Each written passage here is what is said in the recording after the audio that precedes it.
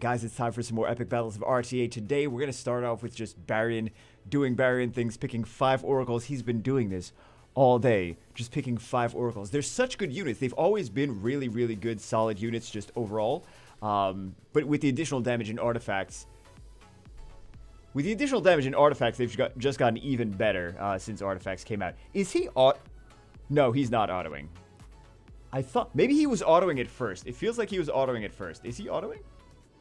Because he tried to put a bomb on the Acroma, which makes me think... So he's not autoing now, but I think he started the match actually autoing. So these oracles are doing... I saw some 1700s, some 15s, some 1200s with their skill ones, with the additional damage.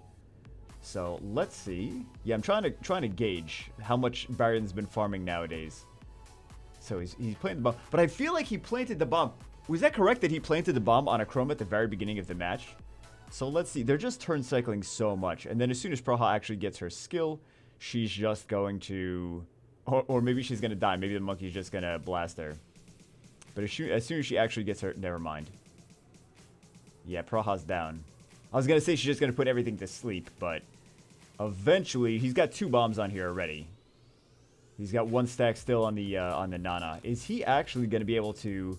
make it through here? We have some crazy... There's some matches. I saved a bunch of matches to show you guys today. And there's some matches that go, like, down to the wire of, like, the last...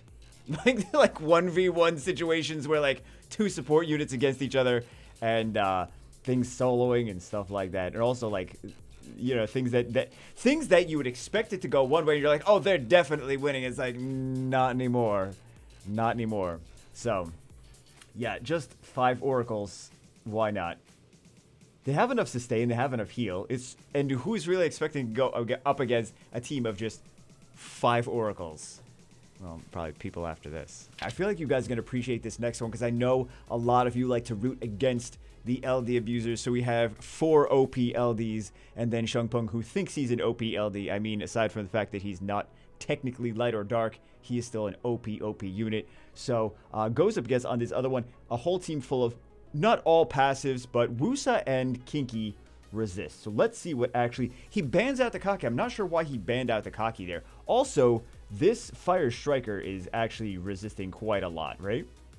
So, nukes that down. I don't know why, with all these strong passive units, I don't know why they banned out the Kaki of all things. Like, that is not the thing that I would have banned out. But let's see how they do. Let's see if Kaki was the correct ban. Kaki would have just been asleep. And then you would have just been able to kill Kaki because he's kind of a... He's not super squishy. He's got like a little bit of tankiness to him, but... Yeah, I feel like the Kaki wouldn't have been much of a threat. I feel like the Juno, you know, is going to cleanse all those debuffs and then heal and going to provide some interruptions. The Douglas is obviously doing some revenges. Douglas is very dangerous to Shungpung. Douglas is very dangerous to the 3rd skill of the Dark Pioneer. So, I don't know why they banned the Kaki. I don't know. I want to make some assumptions, but I don't want to be mean. I'm gonna be like, oh, maybe they just they just win matches because they have a whole bunch of LDs and they don't actually. But I won't say that. But I think I just basically did say that. But yeah, I know you guys love to see these LD teams going down. So there you go. So this match right here, if I recall correctly, is a textbook example of why you grind your runes and make sure you have the most efficiency possible on your units, even if it's just extra defense or extra HP or extra attack power or whatever, and not being just like, oh, well, this is I grinded this, it's a +5, and I'm just gonna leave it like that. It's like, try to grind and still keep getting more efficiency. It's just the search for the most efficiency possible on your units. Like, even if it's not just getting more speed, if it's getting a little bit more defense, a little bit more attack power, a little bit more, you know, flat stats, whatever. If you have flat stats and you're like, you know, I'm going to get that little extra flat HP, I'm going to get that little, you know, maxing slot 1, etc., etc. So it's already 4v3. Let's see what winds up happening here. I feel like they're going to go for the Daphnis first. I would go for the Daphnis first. Yeah. And then also they have the element advantage with 2 of those units on the Daphnis. So I wonder what the runes on that... I'm trying to take a look at if the Triana is on damage or not. So let's see. Because Triana's damage is based on speed with skill 1. So let's see how much it actually winds up doing when we see the skill 1 on like defense breaks and stuff. Wish of Immortality. Does Juno have her skill 3? Annabelle's really nice with that skill 3 with the additional damage. All the occult girls are really nice with additional damage artifacts on skill 3. It doesn't really benefit their skill 1s like it does with the oracles, but let's see. Does not wind up killing with that. Passing time kills the Rusa, so they're still trading 1 versus 1. They're still like one player takes 1 unit down, the other player takes the other unit down on the other side. So this is just going back and forth and back and forth and back and forth. So let's see what winds up happening here. Does not go for the skill 1 to kill, goes for the trying to sustain. So I wonder if that was... Well, actually, I already know the answer. I was going to say, I wonder if that was the right choice. It's like, that took down the Juno pretty fast, but this is just down to the wire.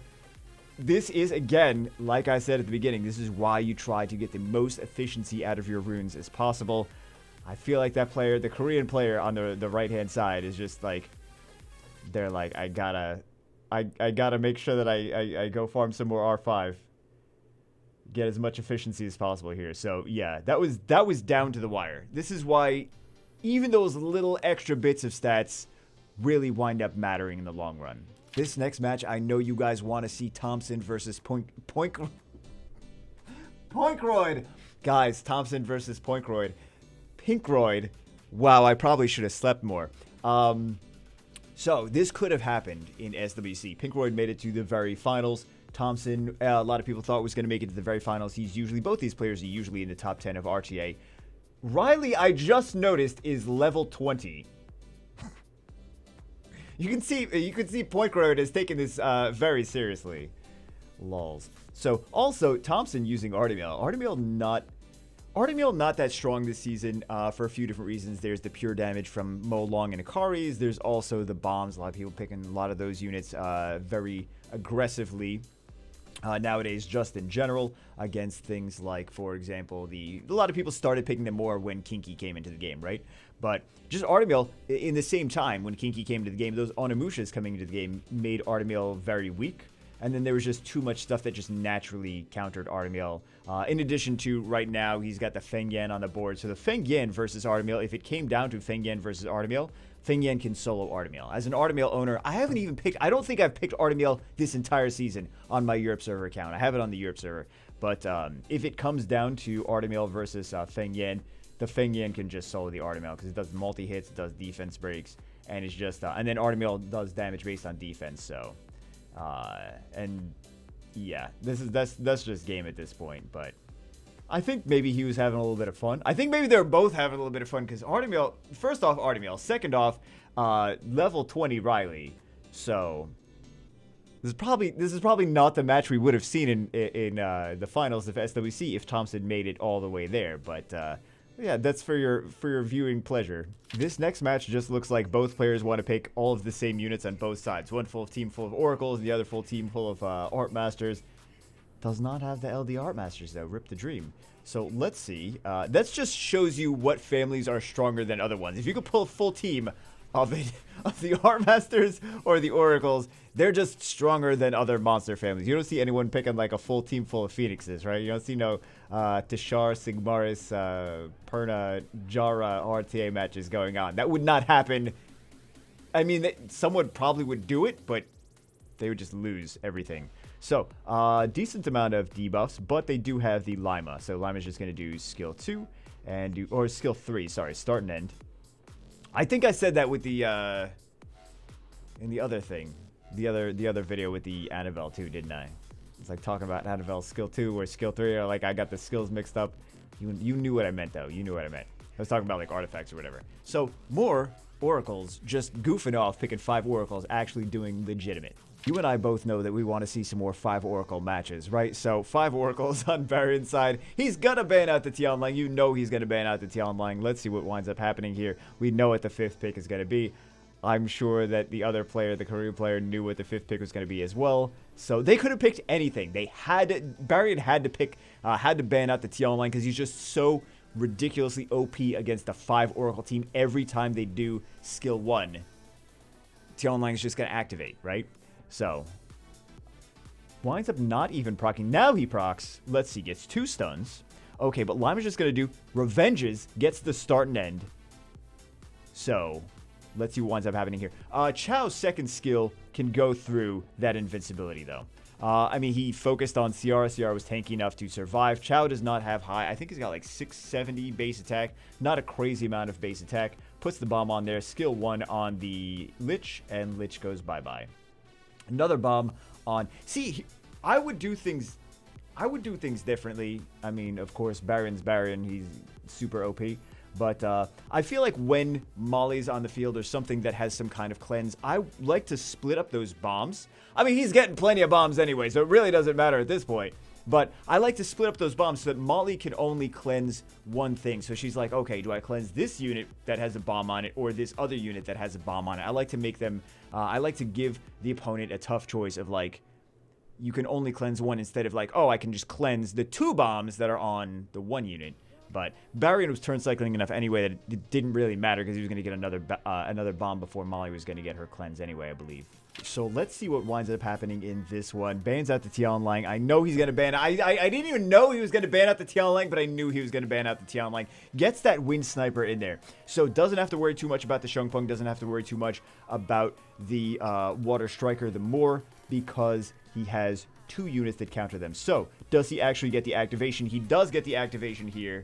He does resist that, so blasts him. I had a very similar match in the last RTA season that I was going to show you guys, but I think like the version, like there was an update and then it's like, oh, like you can't watch previous matches from before the update after the update happens. So just FYI, if you guys were ever curious, I had a really nice wind. Well, I had a couple nice Wind Sniper ones, but there was one that was just like that Wind Sniper just like stole the entire match. So this next match is nothing special. It's just my Europe server alt account like I was mentioning before. I just had to, for the esports moment that is in here at the very end, I had to show you guys this match. So what did I don't even remember what I banned here, but gets the second turn, not the second turn, the skill 2 sleep. On the skill 2 is just random. It could do a glancing, could do a defense break. Got the sleep, which was the best case scenario there, but didn't get the strips on anything with that Praha. So would have gone a little bit differently in terms of how I played it after that if we actually got the skill 2 strip on Praha.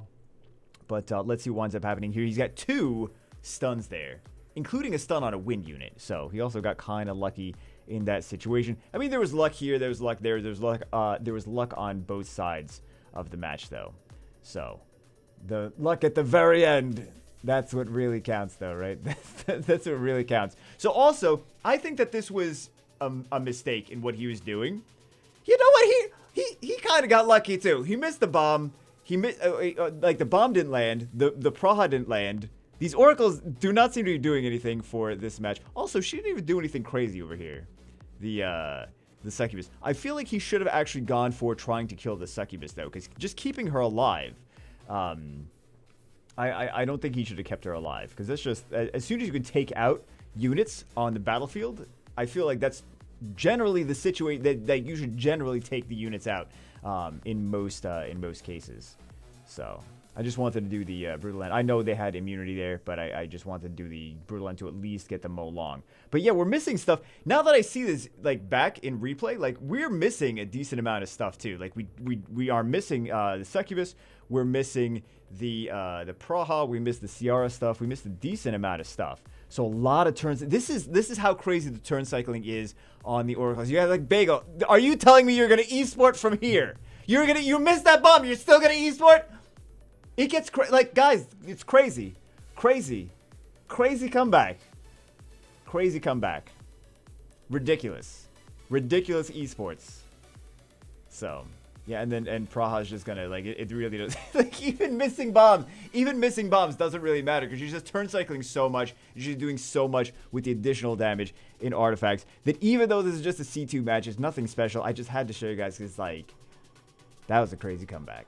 Next match, last match. I think this one is a great example of you not having to pick the super meta top tier units in RTA if the best options that you have for the match is something else. So he's actually doing like a guild siege defense kind of thing with the Tessarion, the Xingzhe, and the Molly. And then he's got the, I was going to say the Ariel, the Eladriel there. He's got the Eladriel there, which is a good thing against some single target snipe things like the Molong, for example, right? So let's see what winds up happening here. I mean, the Nana is, of course, a stronger unit, but maybe he doesn't have the Nana. Not everyone has a Nana. And I think some of these... There's some players that just, like, are trying to play efficiently, and they're not, like, big whales. And gets the Oblivion there. Very nice. So, he's got a few things that's going to counter the Diana. He's got the Xingje. He's got the... Actually, he's got 3 things that are going to kind of counter the Diana. He's got the Xingje, he's got the Tessarion, and he's got the Molly. All 3 of those counter Diana, so he did not even need to worry about banning the Diana. And then he's got the Oblivion, which is going to counter the... I mean, he doesn't even go for the Juno, but he's got the Oblivion, which is going to counter the Juno as well. So... It's just interesting to see not only... I mean, you don't see Tessarion all the time. You see him sometimes. You don't see Xingje all the time. You see him sometimes. And then the Eladriel you almost never see. So you see some meta units on one side, super meta units, and then you see some not very meta units that are like generally considered lower on tier lists that actually did very well and actually won. So anyway, that's it for this one. Hope you guys enjoyed it. Just wanted to show you guys some crazy matches, and I'll see you as always, or some crazy matches, interesting matches, matches that you could potentially learn from, matches that you're like, oh my god, I can't believe that happened. But anyway, see you as always. There's a lot of other stuff I didn't even include, but that's fine. That's fine. We'll save it for tomorrow, or we'll do something else tomorrow. I don't know, but I'll see you as always in the next one.